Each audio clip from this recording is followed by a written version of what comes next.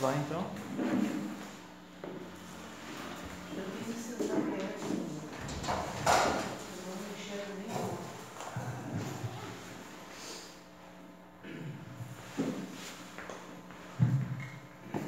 Veio mais para frente.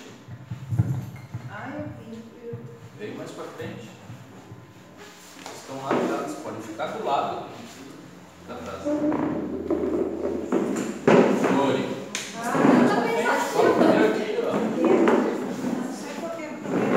Não quer sair da televisão? Não quero saber. Vem na porta. Vem aqui. Bom, vamos lá? Então hoje é a nossa aula 10 do curso de Desenvolvimento Mediúnico e nós vamos fazer algumas revisões sobre alguns temas que eu reputo importantes. Então nós temos objetivos bem pré-definidos para o nosso encontro de hoje. Até porque na aula passada nós vimos muita coisa sobre Deus, divindades, tronos, e talvez vocês não tenham tido condições de apreender tudo. Então nós vamos fazer alguma revisão sobre alguns temas e vamos avançar um pouco, tá? E depois eu vou colocar esse vídeo, o link, para vocês poderem acessar lá pelo YouTube. Espero que hoje dê tudo certo a parte técnica, tá? Bom, nós começamos falando no nosso encontro do mês passado, da semana retrasada, melhor dizendo, sobre Deus. E cada em cada religião tem vamos dizer assim, um modo diferenciado de ver Deus. Se nós formos fazer essa leitura segundo o Antigo Testamento, nós temos a visão de Deus enquanto um ser divino que é punidor, né? Basta nós nos remetermos lá para as chagas do Egito, a visão de Deus punidor. Já na visão do Novo Testamento nós temos a ideia de um Deus justo, mas sempre, em todas essas situações, a visão de um Deus homem, ou seja, de uma divindade, não exatamente homem, mas um ser divino de gênero masculino. E nós entramos na discussão, eu lembro muito bem, se Deus realmente é homem, ou tem um gênero masculino. E nós chegamos à conclusão que divindade não tem sexo, né? Não tem gênero, tem polaridade. Deus, a divindade maior, enquanto divindade, ela reúne todas as polaridades, todos os fatores, todas as qualidades, todos os atributos e atribuições que existem na criação, porque Ele é gerador de tudo isso. Então Ele vibra nele todos os atributos, qualidades, fatores, atribuições existentes na criação. Claro, Ele individualiza cada uma dessas qualidades ou algumas dessas qualidades nos seus, por exemplo, nos tronos ou nos orixás. Mas nós precisamos entender desde já que na Umbanda Sagrada nós não temos essa visão de Deus humanizado. Boa noite, nós não temos essa visão de Deus humanizado. E quando eu falo humanizado, realmente nós idealizamos na nossa mente, na nossa cabeça, a figura de um homem, né, já de idade avançada, com barba, sentado num grandioso trono, comandando toda a nossa criação. E esse hábito de humanizar divindades é um hábito muito antigo. As religiões vêm trazendo isso desde sempre. Mas a Umbanda que nós praticamos, nós ensinamos aqui, a Umbanda Sagrada, ela tem uma visão de que Deus é um grande mental divino. Nós não humanizamos as divindades. E isso, a questão de humanizar, nós trazemos, daí nós teríamos que abordar a questão do sincretismo. E o que é sincretismo? Nós já falamos sobre isso em outro momento. Quando nós, por exemplo, sincretizamos Ogum com São Jorge, né? Iansã com Santa Bárbara, Oxalá com Jesus Cristo, isso é um sincretismo, é nós adotarmos uma coisa por outra. Jesus não é Oxalá. Jesus foi um espírito humano que se divinizou e hoje ele tem qualidades de um Oxalá. Oxalá é uma divindade maior que Jesus.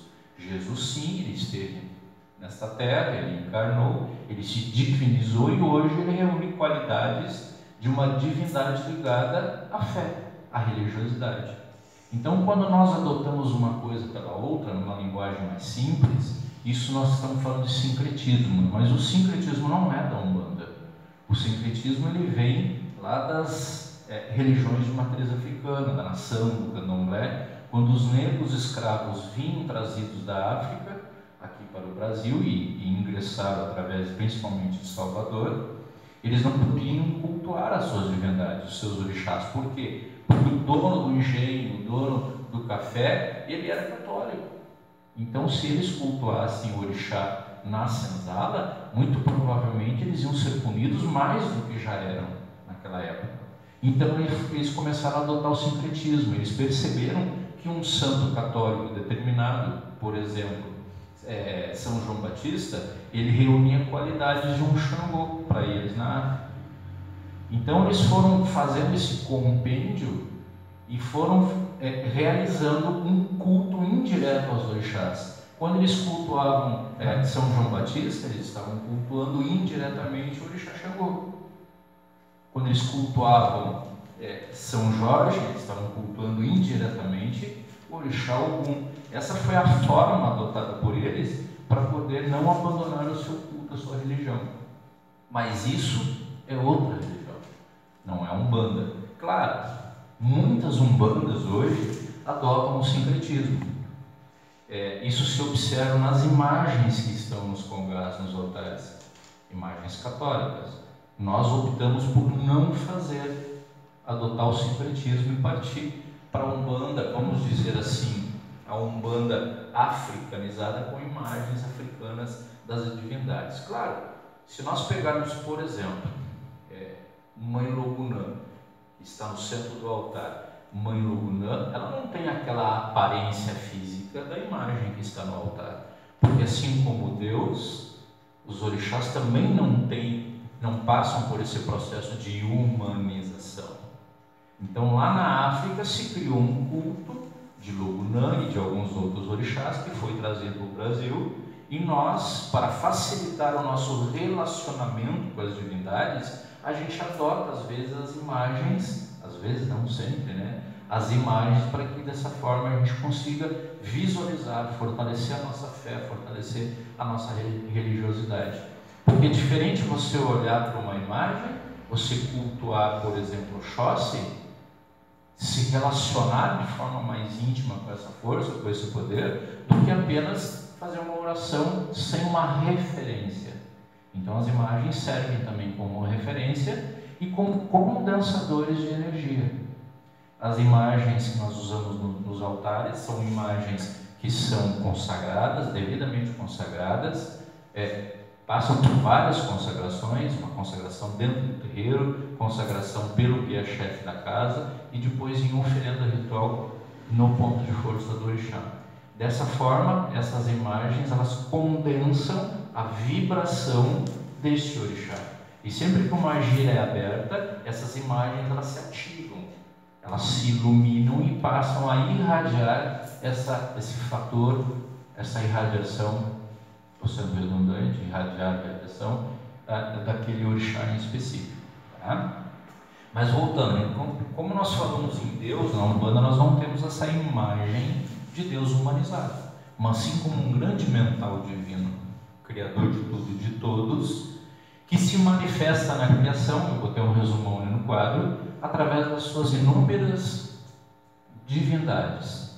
Divindades são seres divinos, não são seres espirituais, seres divinos que foram gerados na matriz divina de Deus, do lado interior de Deus, ele tem matrizes que geram muitas coisas. E as divindades foram geradas nessas matrizes. Então nós temos matrizes que geraram Ogum, matrizes que geraram Xangô, Iansã e assim por diante. E em algum momento da criação essas divindades foram exteriorizadas. saíram do interior de Deus. E uma dessas classes de divindades que nós temos e que nós estudamos já e vamos revisar hoje são os tronos. Nós temos outras inúmeras classes de divindade. Vamos lembrar quais são? Por exemplo, Dani. Ué, não anotaram? Nós já falamos sobre isso na aula passada. Quais são as inúmeras, algumas divindades pelas quais Deus se manifesta na criação? Ele é onipresente, onisciente, oniquerente, e Ele o faz assim porque Ele se manifesta na criação por meio das suas divindades. Nós temos os anjos, os querubins, os serafins, né? Várias qualidades de seres divinos, de divindades, que foram geradas por Deus. Apenas então somente Deus pode gerar espíritos e pode gerar divindades e criaturas.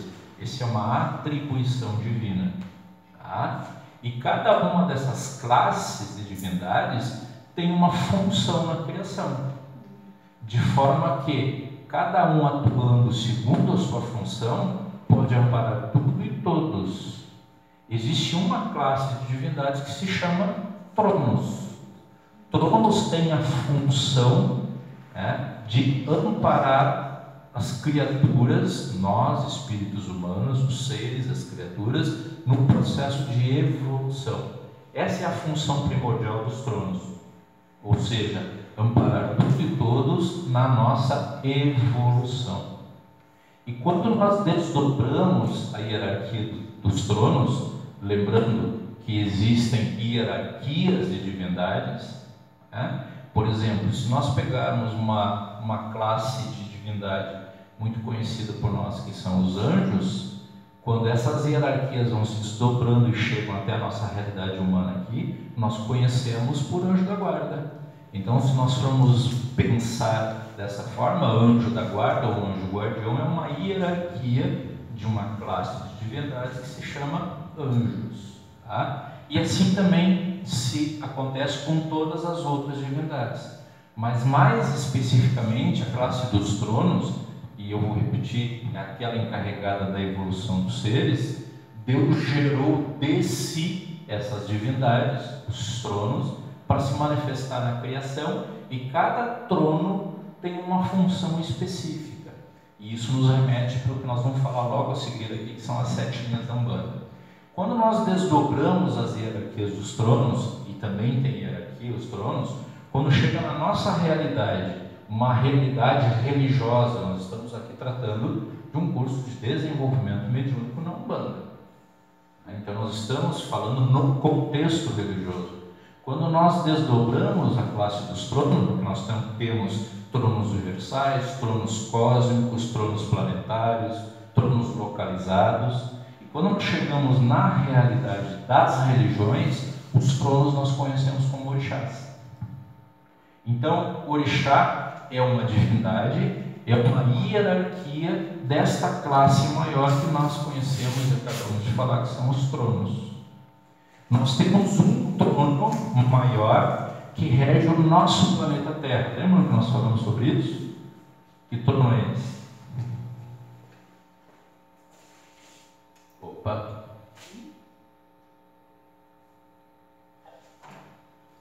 É onde eu botei aqui. E assim, eu desenhei o planeta, fiz uma coroa. Trono das 7 encruzilhadas. Nós temos um trono sétuplo, chamado Trono das 7 Encruzilhadas, que rege o nosso planeta Terra. O nosso planetinha azul, ele é regido por um trono das 7 Encruzilhadas, que, aliás, foi o trono que fez o nosso planeta, vamos dizer assim. O nosso planeta, ele demorou bilhões de anos para ele ser feito. E isso foi realizado por essa divindade sétupla, chamada Trono das 7 Encruzilhadas. Na nossa realidade humana aqui, religiosa, na nossa realidade da Umbanda Sagrada, que são os orixás, que é uma hierarquia dos tronos, eu vou dizer, aí nós conhecemos como orixás. E cada um desses orixás, assim como os tronos maiores, tem uma função. Por isso que eu coloquei no quadro ali mais adiante que os tronos eles se classificam segundo a sua função na criação. E isso serve não só para a gente compreender e assimilar esses mistérios, mas serve também para nós sabermos como nos relacionar com esses orixás. Porque se eu tenho uma necessidade no sentido do amor, por exemplo, se eu não sei qual é a função ou qual orixá trabalha com o sentido, a vibração do amor, eu não vou saber com qual orixá eu vou me relacionar. Então a função classifica e nos permite que a gente consiga nos relacionarmos com essas divindades, que são os orixás. Tá? E aí nós chegamos na questão das 7 linhas da Umbanda, que diferente de outros segmentos umbandistas, 7 linhas da Umbanda não são 7 orixás. Durante muito tempo mesmo, a Umbanda foi fundada em 1908, as 7 linhas da Umbanda foram entendidas como 7 orixás. E muitas teorias foram feitas a esse respeito. Na década de 50, 1947, 1950, ocorreu o primeiro congresso de Umbanda. E cada terreiro, cada federação trazia a sua versão de 7 linhas. Uma 7 linhas classificava como, por exemplo, Oxalá, Oxóssi, Ogum, Iemanjá, Iorimá, que também é Oxalá, e Ibeji, que são as crianças. Que para nós na Umbanda Sagrada, Ibeji, criança, não é orixá. Então, desde muito cedo, cada federação, cada terreiro de Umbanda tinha a sua versão de Umbanda. E ainda tem, porque a Umbanda é aberta, ela dá essa liberdade para cada terreiro, cada federação poder realizar o seu culto da sua forma. Culto aos orixás que entende por correto.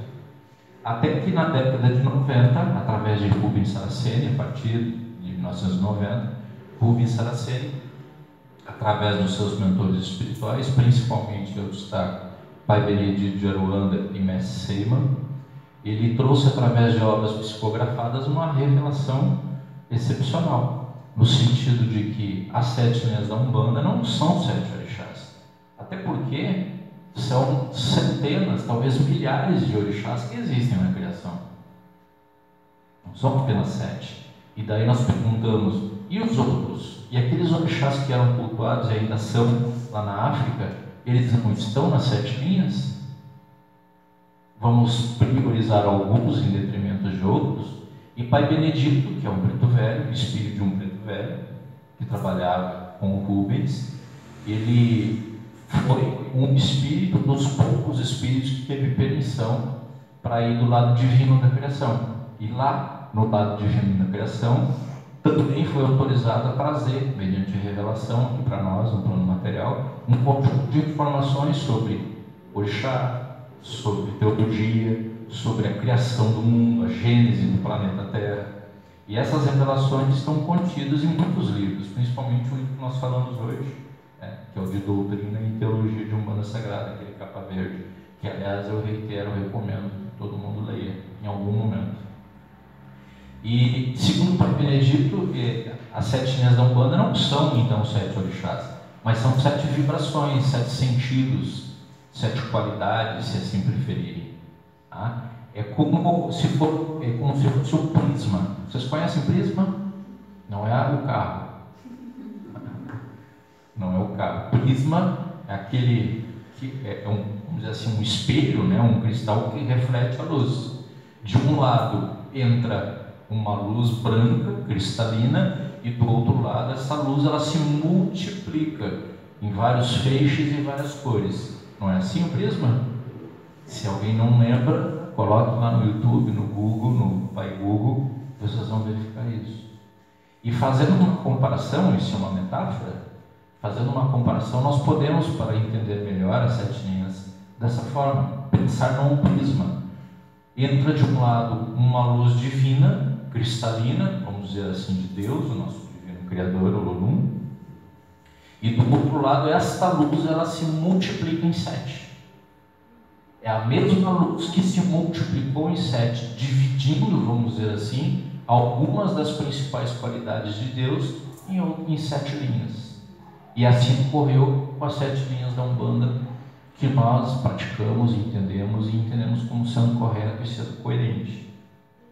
E eu sempre tinha essa dúvida mesmo, mas se são tantos, centenas e talvez milhares de orixás, por que nós vamos cultuar apenas 7? Então a Umbanda Sagrada, e volto a dizer, nunca foi a intenção de Rubens e tampouco do Pai Benedito rotular a Umbanda como santo sagrada. Hoje a Umbanda Sagrada virou quase como uma vertente, mas o Pai Benedito de Aruanda ele sempre se referia a Umbanda como sendo sagrada, e acabou pegando, virou moda, e hoje Umbanda Sagrada é praticamente e é mesmo uma vertente da nossa religião. E essa forma cétupla de nós dividirmos as linhas da Umbanda, como eu disse, foi feita através de sentidos, qualidades, vibrações divinas, que é fé, amor, conhecimento, justiça, lei, evolução e geração. Eu coloquei aqui no quadro. Então, as nossas 7 linhas da Umbanda, eu digo nossa porque é que nós praticamos e entendemos como sendo correta, não se descarta no futuro de mais revelações ocorrerem, não é verdade? Nem Rubens era detentor de toda a verdade. Quem sabe alguns anos adiante surja mais um revelador e que ele traga novas informações para nós do plano divino da criação. E dentro dessas 7 linhas, que na verdade são 7 vibrações, podem ser assentados quantos orixás nós conseguimos nos relacionar. E que a gente consiga conhecer, que a gente consiga estudar. E isso também me remete a um programa na Rádio Cruz Alta que eu fiz essa semana, acho que foi na segunda-feira, que eu fui questionado, eu falei na sexta-feira passada sobre leitura de orixá na rádio. E no encerramento do programa eu disse, eu não concordo, acho que não funciona com a leitura e identificação de orixá feita pela data de nascimento. E alguém me questionou na internet, eu queria saber como assim, que história é essa de não poder ser feita pela data de nascimento? E daí na edição de segunda-feira do programa, se não viram, eu sugiro que vão lá e assistam, eu falei sobre essa identificação de orixá. Porque no momento que você faz a identificação de orixá através de data de nascimento, você vai ter uma informação tão somente astrológica. Seria preciso muito mais informações, um conjunto de informações e estudo, claro, para poder fazer uma identificação apenas pela data de nascimento. Leitura de orixá ancestral pela data de nascimento, por exemplo, não funciona. Porque a data de nascimento se refere à última encarnação. E o orixá ancestral está ligado a nós desde sempre. Aí eu fiz esse programa, expliquei um pouco, segundo o nosso entendimento, a forma de leitura e identificação de orixá, porque quando eu falo em conhecer um orixá, saber o que ele faz na criação, e daí despertar o interesse de saber de quem nós somos filhos, porque é uma dúvida que todo bandista tem. Quem é meu pai e minha mãe de cabeça? Isso quando não querem saber se a gente faz trabalho de amarração. E o programa de hoje foi sobre isso. Eu aposto que eu vou chegar em casa e vai ter um monte de xingamento depois. Acreditem, tem muita gente que faz. Então, de nada adianta nós sabermos ou queremos saber quem são os nossos orixás se a gente não conhece eles. O que faz Ogum, o que faz Yansan, Xangô, Oroiná? Se nós não sabemos as funções deles na criação, e vejam, eles se classificam segundo as suas funções, que são os fatores divinos, nós vamos falar daqui a pouco. Não adianta nós identificar quem são os nossos orixás, só para saber qual é a cor da vela, só para colocar no Facebook, nas redes sociais depois, meu pai Xangô, qual é o cabecilho de Xangô? Se nós não soubermos o que ele representa na criação enquanto divindade de Deus. Então, nessas 7 linhas de Umbanda, nessa revelação que classifica as 7 linhas como sentidos, como vibrações, que vai desde de fé até geração, nós podemos assentar e classificar inúmeros, centenas, milhares de orixás ali, de acordo com a sua função. É isso que nós precisamos entender. Só que na Umbanda Sagrada, como a gente não tem condições intelectuais até, de cultuar todos, nós nos limitamos a pelo menos 2 em cada linha. Então é normal, nos terreiros de Umbanda que adotam o ritual de Umbanda Sagrada, cultuar 14 orixás. Porque são 2 em cada linha, são 7 linhas, 14. Mais orixá Exu, orixá Pombagira, orixá Exu Mirim e orixá Pombagira Mirim, que também são orixás segundo essa teologia. Então nós pegamos assim, vamos percorrer aquilo que a gente já viu. Na linha da fé, nós temos Oxalá e Oxunã. Na linha do amor, nós temos Oxum e Oxumaré. Na linha do conhecimento, Oxóssi e Obá. Justiça, Xangô e Oroiná. Lei, Ogum e Ansã. Evolução, Obaloaê e Nanaburuquê. E geração, Iemanjá e Omulu. Posso colocar mais orixá aí nessa classificação? Posso. Primeiro, tem que conhecer a função desse orixá, dessa divindade. Aonde ela se enquadra nessas 7 vibrações? Nós temos, por exemplo, o Saim. O Saim é considerado o orixá das folhas. Ele é um orixá vegetal, a vibração dele é vegetal. E qual desses tronos, ou qual dessas linhas, traz o elemento vegetal? Nós já falamos isso na aula passada. Lembrou? Vamos anotar? Lembra que eu falei que cada uma dessas linhas vibra em um elemento da criação? Em outras palavras, nós poderíamos dizer que cada um desses orixás fez este elemento. Qual é a linha que vibra o elemento vegetal? Conhecimento. Então nós poderíamos assentar o Saim no trono do conhecimento, na linha do conhecimento? Sim. Logumedé é um orixá que trabalha muito nas questões do amor e não está aí. Eu poderia assentar ele aonde? Na linha do amor. Vocês entenderam como é o funcionamento e o raciocínio disso? Mas nós cultuamos diretamente 14, que são esses que estão no quadro. E indiretamente tantos outros desses que a gente conheça. Como a gente vai conhecer? Buscar o conhecimento. Nós vamos atrás, buscar identificar desde o culto lá da matriz africana, lá na África, trazer esse conhecimento. E existem centenas de orixás que foram revelados, foram abertos, e hoje se cultua não só na Umbanda quanto no Candomblé. Mas tem os orixás ainda que não foram revelados. Acreditem nisso. Pai Benedito, ele revelou pelo menos 2 orixás nessa classificação das 7 linhas, que foi Obá e Oroiná. Até então não se falava desses orixás no culto de matriz africana. E isso foi trazido por Pai Benedito, volto a dizer, que foi um espírito que foi ao lado divino da criação e trouxe essas informações. E tantos outros orixás que ainda não foram revelados existem. As obras do Rubens, se vocês começarem a ler, o livro Lendas da Criação, anotem. Ele estava esgotado e agora foi reeditado. Lendas da Criação.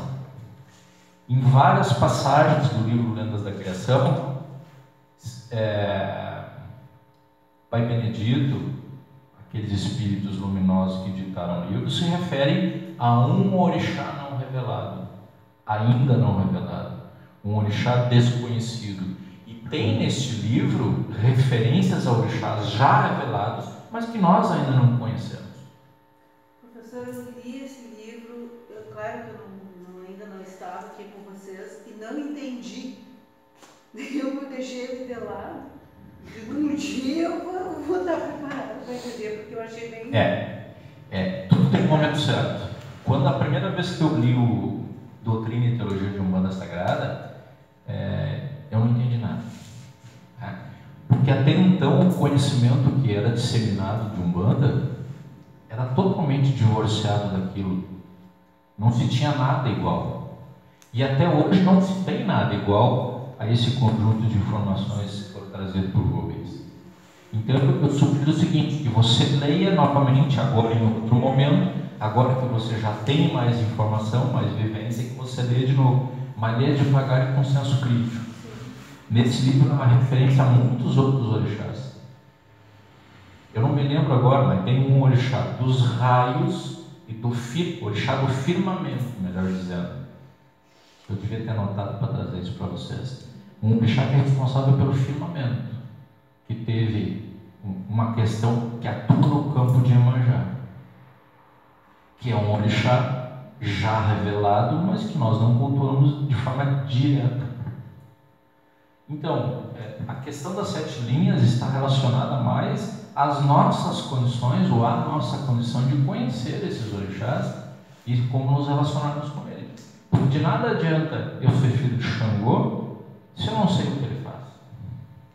O que Xangô representa na criação? Xangô é o equilíbrio, é a razão. Xangô não é só justiça, ele está sentado na linha da justiça. Mas nós restringirmos a Xangô apenas a justiça, é pouco. A gente tem um hábito, Xangô da justiça, ponto. O que é Xangô? Xangô na pedreira. O que Xangô rege? Xangô rege sobre a pedra. Se ele é da pedreira, ele rege as pedras. Não.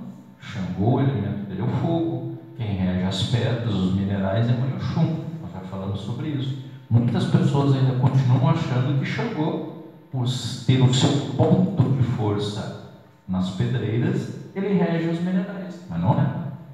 Ele é ígneo. Vamos lembrar os elementos de cada uma dessas 7 linhas? A linha da fé, o elemento é o cristal, ou cristalino. Linha do amor, mineral. Linha do conhecimento, elemento vegetal. Justiça, ígneo, elemento fogo. Lei, ou seja, o ar. Quando nós fazemos uma defumação, vejam só a importância disso. Quando nós fazemos uma defumação, e nós sempre fizemos aqui na abertura dos trabalhos, vocês já imaginaram, já pararam para pensar quantos poderes estão envolvidos ali? Vamos lá, o que tem numa defumação? O que tem numa defumação? As ervas, fogo. Ervas. O que mais? Sem ar, sem fogo. Ar. Não, Perfeito. sem ar não tem fogo. Tem. Então, veja, quais são as forças e os poderes que estão presentes no ato de defumar? Nós temos aqui fogo, nós temos a linha da justiça, as ervas, a linha do conhecimento, o ar, linha da lei, porque o ar está presente não só nos gases necessários para fazer o fogo e a combustão, porque se não houver ar não há fogo, mas também na fumaça que se espalha pelo ar.